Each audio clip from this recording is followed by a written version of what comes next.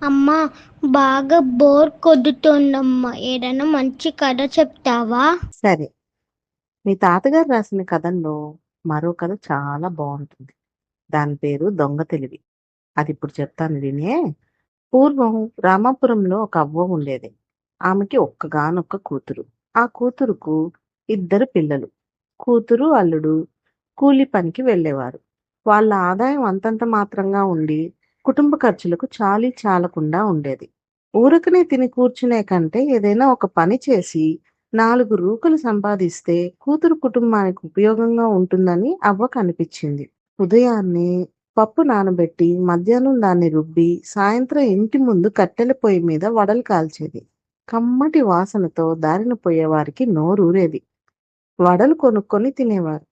కొందరు ఇంటికి తీసుకుపోయేవారు. ఆ విధంగా ఆమె రోజు 5 వరహాలు సంపాదించేది. మరుసటి రోజు పప్పు నూనె కొనడానికి 2 వరహాలు చిన్న మట్టి ముంతలో వేసేది.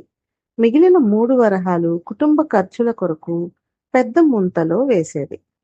అవసరమైతే కూతురు పిల్లలకు ఇస్తుండేది. మిగిలినవి ముంతలోనే ఉండేవి.